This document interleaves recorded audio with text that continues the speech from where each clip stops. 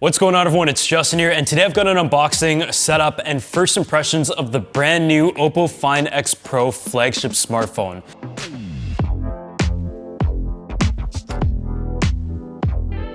So OPPO is a company that we're very familiar with on the channel. They make high quality products that are not only very well designed, but the color OS experience has gotten very good over the years. But more specifically, the camera technology is an area that we've definitely pinpointed and showcased throughout our travel series that you guys saw in 2019. This included videos in Japan, Italy, and Switzerland. This is really able to showcase your camera technology. And today we have the Pro flagship model of their Find X5 series that showcases all of the tech that they have at the moment. From a design standpoint, the material choices, to the beautiful display and their partnership with Hasselblad and the camera technology, as well as their mirror silicon NPU unit for image processing and night video and photos specifically.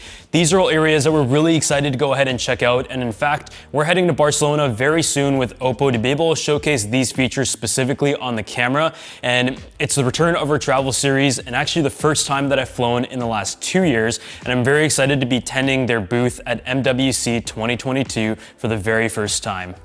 I want to give a huge thanks to OPPO for sponsoring this video, but as you can probably see, I'm holding on the phone right now. I've given you a bit of a sneak preview, but let's go ahead and take a look at the actual unboxing experience and see what is inside the box. So when it comes to the unboxing experience itself, they kept it relatively simple. You take a look at the front, you see the 5, the OPPO Find X5 Pro branding on the bottom and the 5G logo. And on the side, you're also gonna see the fact that they have partnered with Hasselblad, which is really cool. The phone itself is available in 2 different colors, including a white and a black finish. And we're gonna talk a bit more about the ceramic material and the processes behind the seamless design of this new phone in a second. As you go ahead and lift up the box, the first thing that you're going to be greeted with is the kind of box with the case inside of it, your SIM eject tool, and we're going to set that aside and take a look at the phone itself in a second. You can see right here that the phone is actually a pretty good size. Although it is a 6.7-inch display, it still feels very comfortable because of how seamless and nicely rounded it is. And as we put that aside, below that you still have the power brick, and that is nice because a lot of companies have eliminated that completely. But OPPO really does pride themselves on their fast charging technology, which they call Super VOOC, and this comes with an 80-watt charger that gives you 50% of charge in just 12 minutes, which I think is pretty impressive. And as you go ahead and open the first box that was included, you'll see that they've included a silicone case, and I really like that about a lot of these companies because if you're just waiting for your case to come or perhaps want to use this one permanently, it's a great way to protect your smartphone. Now let's go ahead and take the plastic off the phone, and you can see the white color right here is absolutely incredible. You guys have seen me review a lot of smartphones over the years, and my favorite color has typically defaulted to black as well as the gray finishes. And OPPO has also experimented with many different colors, which include ones that have a blue finish that changes under different lights, and also the collaborations that they've done. And those are all very cool, but I think this white and black just goes all the way back to the basics and looks very, very sleek.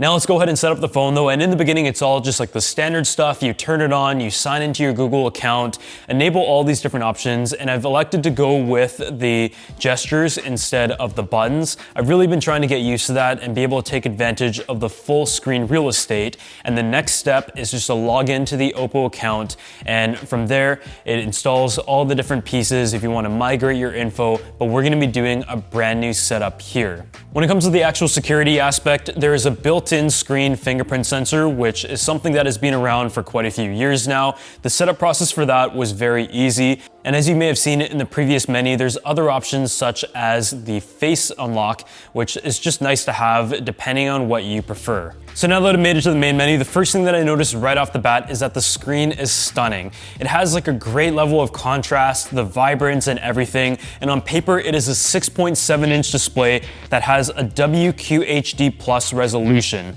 On top of that, it has an A+ DisplayMate certification, 120 Hz refresh rate, a peak brightness of 1300 nits, HDR10+, and 1000 Hz instantaneous touch sampling rate.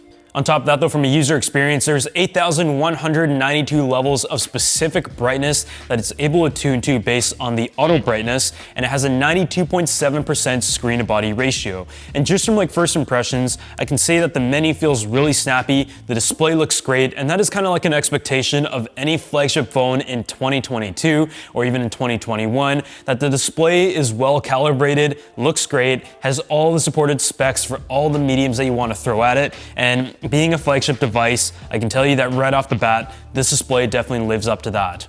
The other aspect though is the form factor. A 92.7% screen to body ratio is essentially edge to edge, and with a hole punch camera on the top right here, it is nice that it just stays out of the way in an area of the screen that you might not always need.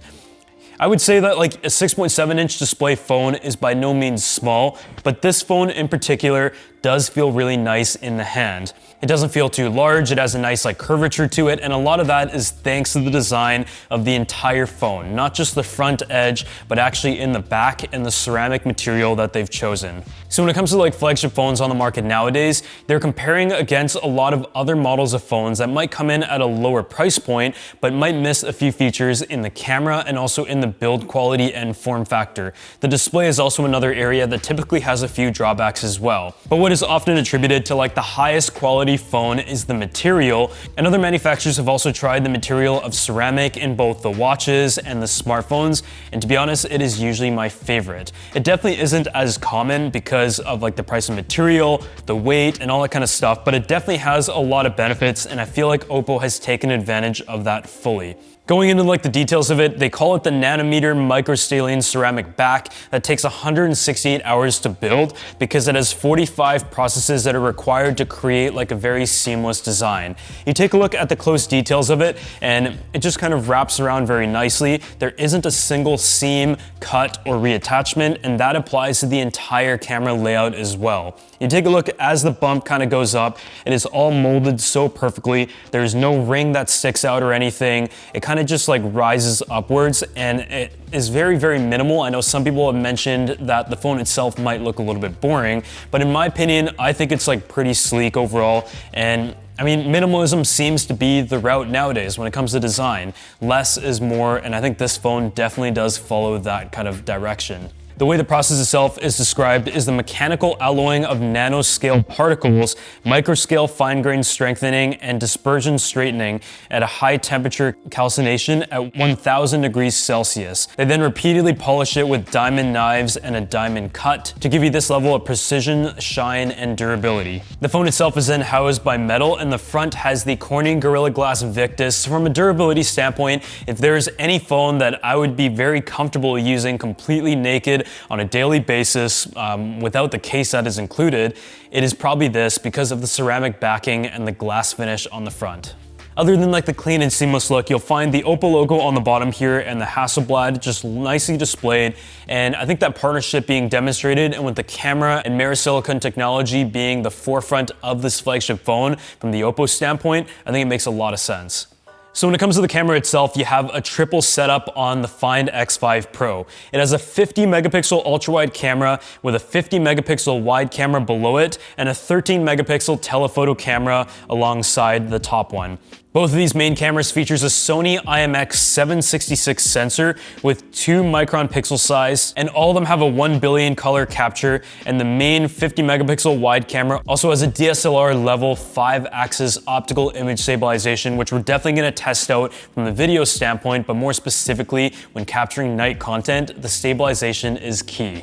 Aside from like the hardware side of things, where many cameras actually share the exact same hardware set, the Mirror Silicon X 6nm imaging NPU is what is able to deliver above and beyond from the OPPO side of things when it comes to like HDR, raw video, and also the night video modes.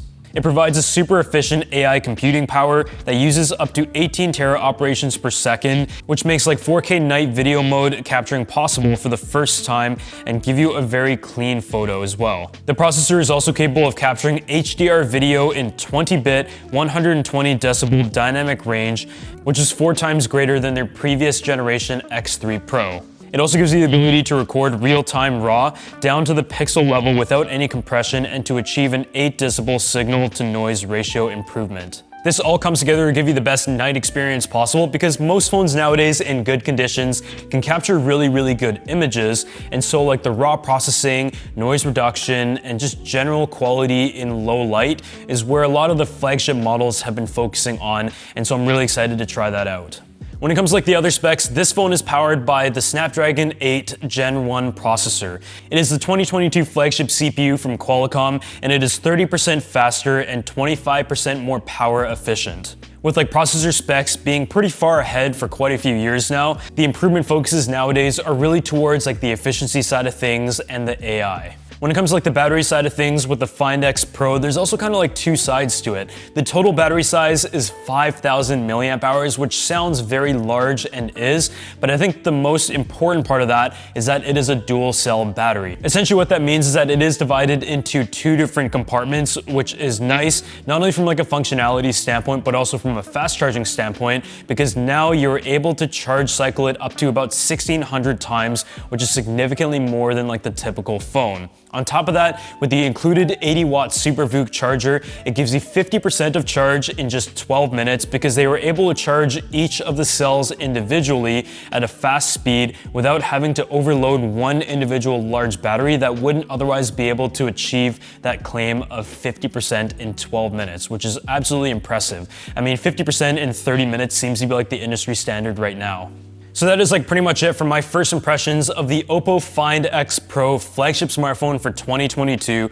And as you know in this video, I just got it, and so I have to go ahead and take it out and about, give it a try, and I'm really looking forward to going to Barcelona with this and testing out the photo capabilities as well as like the night video and night photo mode, and actually editing the photos that I took on the smartphone itself and taking advantage of this beautiful display with 1 billion colors in Lightroom to just be able to do the whole process from the smartphone from start to finish. On top of that, being a flagship phone, there's a lot of great features from like design, build quality, and processes standpoint, but at the same time, having the image signal processor, the latest and greatest CPU and GPU from Qualcomm, as well as incredible battery life and super fast charging are all really what comes together when you take a look at OPPO and them putting their best foot forward into the top model that they have right here at the moment. If you guys are excited for the Barcelona travel film or the return of our travel series, make sure you go ahead and drop a thumbs up on this video, and also leave a comment down below if you have any questions or things that you want me to test out